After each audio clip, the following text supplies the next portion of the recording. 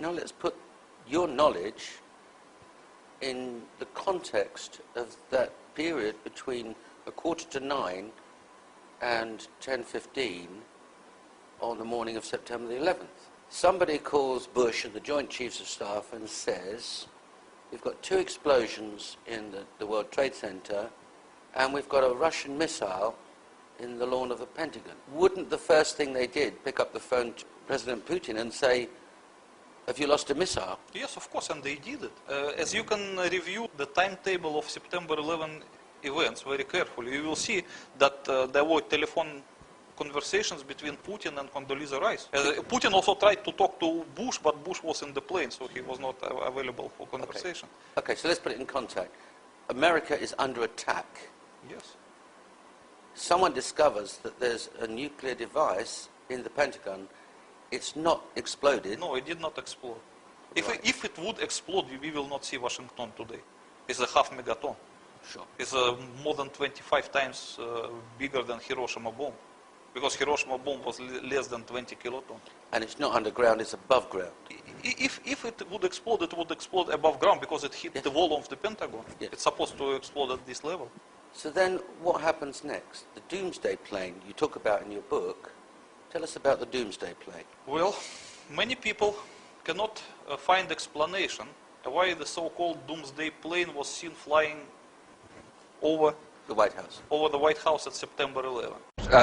Tom, thanks very much. We'll talk to you a little bit. On now to one of the eeriest moments amid the carnage of 9/11. A mysterious plane was seen flying right over the president's residence. Even some CNN staffers saw it. To this day, it has never been officially explained. Tonight, Chief National Correspondent John King has new details about this great 9/11 mystery. Today, 6 years after 9/11, a mystery endures about just what happened in the skies over the White House that terrible day. A plane flew right over it. But why? And what was it? For conspiracy theorists, the image is a gold mine. Go back to that morning. Suddenly, an orderly evacuation of the White House turned hectic. In New York, the Twin Towers had collapsed. There was word of an explosion at the Pentagon. And then Secret Service warnings of another plane still on course for Washington. It appeared overhead just before 10 a.m., a 4-engine jet banking slowly in the nation's most off-limits airspace, on the White House grounds and the rooftop, a nervous scramble. About 10 minutes ago, there was a white jet circling overhead. Now, you generally don't see planes in the area over the White House. That is restricted airspace. No reason to believe that this jet was there for any nefarious purposes, but the Secret Service was very concerned, pointing up at the jet in the sky. And still today, no one will offer an official explanation of what we saw. 2 government sources familiar with the incident tell CNN it was a military aircraft, but say the details are classified. This comparison of the CNN video and an official Air Force photo suggests the mystery plane is among the military's most sensitive aircraft, an Air Force E-4B. Note the flag on the tail, the stripe around the fuselage, and the telltale bubble just behind the 747 cockpit area. There are many commercial versions of the 747, obviously, that look similar, but I don't know any of them that have the communications pod like the E-4, the Air Force E-4 does behind the cockpit. The E-4B is a state-of-the-art flying command post, built and equipped for one reason: to keep the government running no matter what, even in the event of a nuclear war. The reason it was nicknamed the Doomsday Plane during the Cold War. They exercise this type of thing all of the time, and they simply don't talk about it. So it doesn't surprise me that they are very closed-mouthed about it. Ask the Pentagon, and it insists this is not a military aircraft, and there is no mention of it in the official report of the 9/11 Commission. Commission co-chairman Lee Hamilton says he has a vague recollection of someone mentioning a mystery plane, but staffers who looked into it never raised it as a relevant issue. When you're conducting a major investigation, you get thousands of things that come at you. You can't possibly sort through them all. This never rose to the level of a discussion within the commission. To some, the lack of any official explanation feeds an ominous conspiracy. This is from an online discussion about the plane on the website 911blogger.com. I have always thought these planes were exactly that, mission control for the 9/11 attack on our country. 9/11 Commission co-chairman Hamilton calls such talk ludicrous. We, of course, heard the conspiracy theories about the president ordered the attack and the Defense Department was involved. We saw absolutely no evidence of that. But 6 years later, the Pentagon, the Secret Service, and the FAA all say they, at least for public consumption, have no explanation of the giant plane over the president's house, just as the smoke began to rise across the river at the Pentagon. John King, CNN, Washington. And many people mistakenly believe, especially conspiracy theorists, that the doomsday plane was the main tool of the perpetrators. So they believe that September 11 was organized by the US government, and the doomsday plane was used as a flying control center to set the things in motion. They cannot find any other explanation to this strange thing.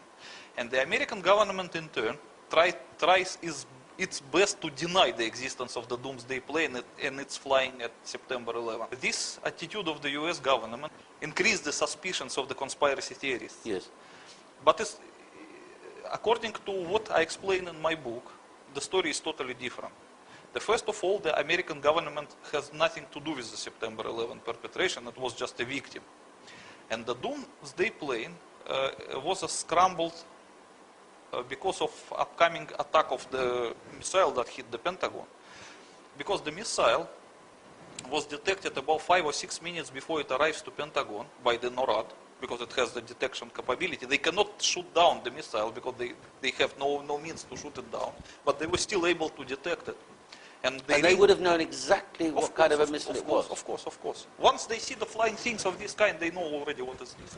Because NORAD has the identification for all Soviet missiles and Russian missiles. So when they see the things, they know this is a granite with a nuclear warhead. So this is serious stuff. They got it immediately.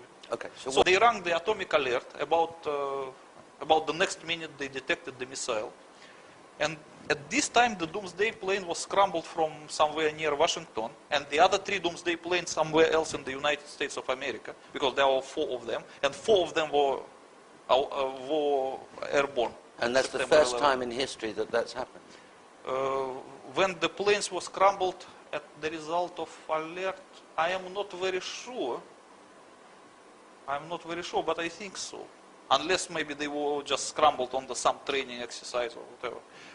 But what I can tell you for sure, what was happened at the first time in America, is that the commander of NORAD, when he received notification of the atomic alert and the upcoming nuclear attack, immediately went from his unprotected command post to his protected command post, which is located in Cheyenne Mountain, Colorado. Mountains, yes.